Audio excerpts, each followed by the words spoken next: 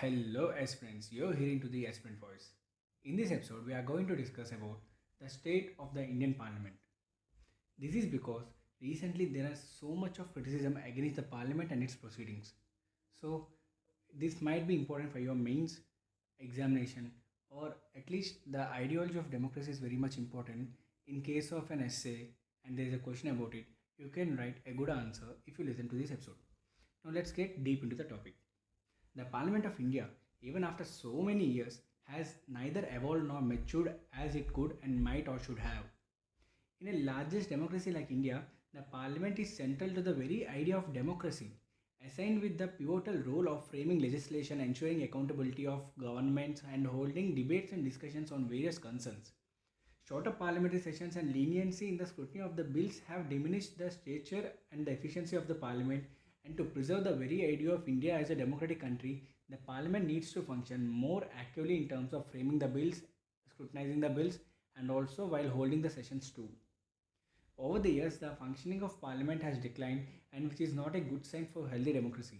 Recently, the Chief Justice of India also flagged the issue of lack of discussion in legislative assemblies on various laws before they passed. And the CJ also remarked that there used to be wise and constructive debates in the past, but now the lawmaking is in a sorry state of affairs now and has led to gaps and ambiguity in the making laws. So the recent session of the parliament has ended abruptly and before its scheduled date. And this is not such a first session. Instead, this is the fourth consecutive session that has been cut short, and the pandemic led to the curtailment of two sessions in 2020. So this led to non-discussion of various important issues like the Chinese incursion into Ladakh, farmers issue, COVID-19 response and strategy, Pegasus controversy, so on. If this pattern continues, the new parliament building will be a modern and spacious venue for a dysfunctional institution. So let's understand the issues involved in the functioning of the parliament. Before that, let's understand a significance of the parliament, which why the parliament is very much important, because a parliament represents diverse groups, and also it is for the responsible government, because see, the parliament can check the activities of the executive as the latter is responsible to the former, and the members of the parliament can ask questions, move resolutions, and discuss matters of public importance to pressurize the government. And government is supposed to be accountable. In that way, parliamentary discussions very much helpful, and it has significance to make the responsible government, and it prevents authoritarianism. So, in a parliamentary system, the tendency of authoritarianism decreases as the power is vested in the Council of Ministers rather than a single individual. The parliament can remove the government through a no confidence motion.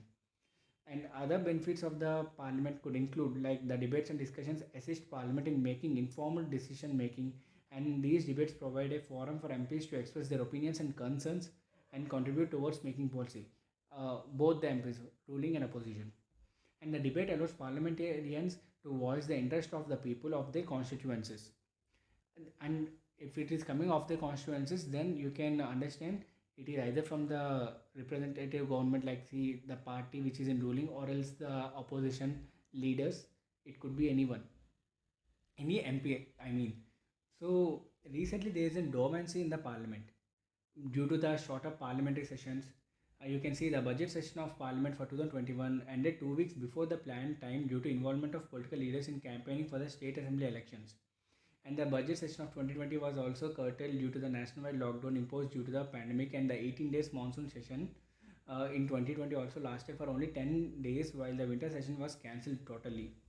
And also there is a weakened legislature scrutiny, that is 13 bills were introduced in the budget session, out of which 8 were passed within the session, and none of the 13 bills was referred to any parliamentary committee for examination. The introduction of and passing of the government of NCT, that is National Capital Territory of Delhi Amendment Bill 2021 by Lok Sabha and Rajya Sabha was a merely a 10-day process, and the Mines and Minerals Development and Regulation Amendment Bill 2021 was also passed by both houses within a week.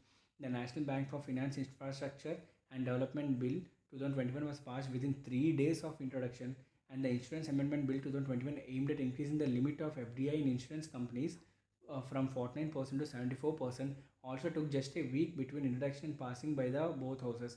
And this quick work should be read as a sign of abdication by Parliament of its duty to scrutinize bills, and rather than as a sign of efficiency. So these are the kind of examples you have to write when you are going to address the weekend legislature scrutiny. And also there are frequent adjournment of parliament sessions.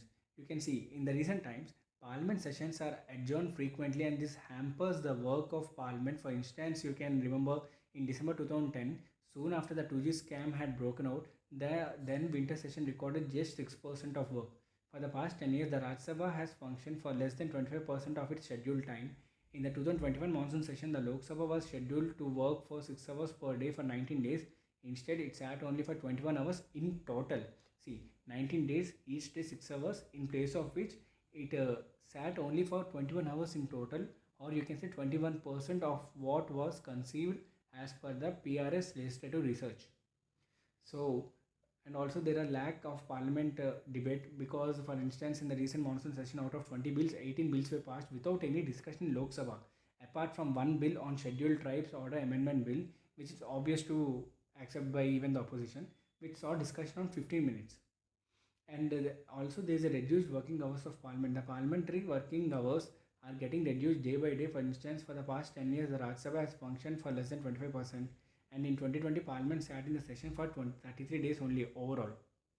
And also there is a resort to money bill route because several key pieces of legislation have been passed as a money bills, despite the fact that they did not fit into that category. And also gradual marginalization of parliamentary committees. As I said, there is a less scrutiny and limited discussion on union budget. The Constitution of India requires the Lok Sabha to approve the expenditure budget of each department and ministry, and the Lok Sabha had listed the budget of just 5 ministries for detailed discussion and discussed only 3 of these. Moreover, 76% of the total budget was approved without any discussion. And also, there is an absence of the Deputy Speaker of Lok Sabha.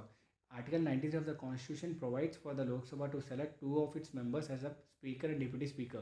The current Lok Sabha is in the absence of the Deputy Speaker, which is elected within a couple of months of the formation of new Lok Sabha. That is, sorry, which is expected to be elected within couple of months of the formation of new Lok Sabha.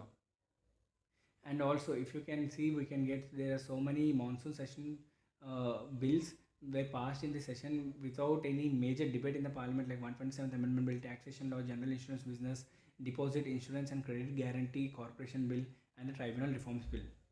What are the reasons behind this improper function of parliament? This is with reduced debate and parliamentary committee interference, the ability of the opposition to hold the government accountable for its functioning will also get reduced. And elaborate discussions prevent hasty legislation and help the legislators to understand the core issue behind the bills and help them to rectify them in the parliament itself. And thus, the better functioning parliament will reduce the burden on the courts and reduce unnecessary litigations. Recently, the Chief Justice of India, I have said you, he has given a some what we say comments on the parliamentary work. And moreover, the insertion of the 10th schedule through the 52nd Constitutional Amendment Act 1985 has rendered the individual positioning of an MP toothless. It is the party's whip's decision that prevails over the interest of a constituency represented by its respective member of parliament. And a major chunk of the bills in the parliament is passed using voice voting when compared to much more reliable division voting that can record the response of each member, including abstentions, absentees. Sorry. So let's understand. There are suggestions for productive parliament. This is a suggestion. I hope someone from the parliament listen aspirant voice and sorry, I'm just kidding. You people just understand because there are suggestions for productive parliament. You have to write in your essays or GS so that you can show the examiner that okay, this guy is having enough knowledge. So let's understand about suggestions for productive parliament. First one, the power of questioning. Because Parliament can change its rules to give MPs more teeth in questioning the government and empowers its committees to become critical stakeholders in the lawmaking process. And the legal professionals' involvement, because the Chief Justice of India has raised concerns over the lack of intellectuals and lawyers in the House. So the legal community and lawyers should not confine themselves to their profession, and they should take the lead and actively participate in social and public life. And also the amending the rules, that is the government can amend the rules of procedure of the both the houses of parliament. Article number 118 of the constitution gives that, so gives that right. It will make it mandatory to refer bills to the parliamentary committees and prescribing appropriation action against unruly members. So article 118 deals with the rules and procedures, so here the rules could be changed. And also the anti-defection law must be reviewed. The government can introduce the legislative impact assessment, that is every legislative proposal must incorporate a detailed account of social, economic, environmental and administrative impact for a wider awareness and subsequent legal assessment. And a new legislation committee should be formed in the parliament to oversee the coordinate legislative planning. And in order to strengthen the role of the opposition, the institution of the shadow cabinet can be formed in India like Britain. And also the parliament scrutiny should be developed and the transparency legislative procedures should be increased and legislative impact assessment should be made, that is a detailed framework of our pre and post legislative impact. Every legislative proposal must be incorporate a detailed account of social, economic, environmental, administrative impact. And also besides, a new legislative committee of parliament should be constituted to coordinate the legislative planning. And also the parliamentary committee reforms should be made, and also the role of the opposition should be strengthened by uh, forming the shadow cabinet. So what is shadow cabinet? Shadow cabinet is nothing but it's a cabinet of from the opposition party. So the opposition leaders form this cabinet to review on different issues that are, or you can say review on different decisions that are taken by the cabinet, official cabinet. So now let's understand the conclusion that Parliament has a central role in our democracy as the representative body that checks the government. Checks the work of the government, and in order to fulfill its constitutional mandate, it is imperative that Parliament functions effectively. Also, proper scrutiny of the bills is an essential requirement of a quality legislation. Circumventing the parliamentary committees while passing legislation undermines the very spirit of the democracy. This is all about the state of the Indian Parliament. Hope the state of the Indian Parliament changes soon. Uh, but yeah, you being an UPSC aspirant, you shouldn't think about the positives and negatives. You have to think about the exact situation what's happening here. Don't take other one side or other side and news into your mind. You understand the subject, only the core subject, and you have to apply it in your exam. This is all about for this episode. You can find the notes of this topic in my blog aspirantvoiceupsc.com. The link will be given in the description, and you can share it to your friends. Share aspirant voice to your friends where they can really have a chance to get a good insight on very much complex topics. And also I have started, I'm raising donations for my sake that sorry for that. I'm raising donations for aspirant voice UPSC. If you like our work, please donate and encourage me, motivate me to do it more, to do more posts and to do more podcasts. And I hope you do like this. You can visit aspirantvoiceups.com to get more than 150 articles, and aspirant voice UPSC. You can check at least 200 plus podcasts in your respective music apps. So I hope you do like this episode. Please share it to your friends. This is Aspirant Voice signing off.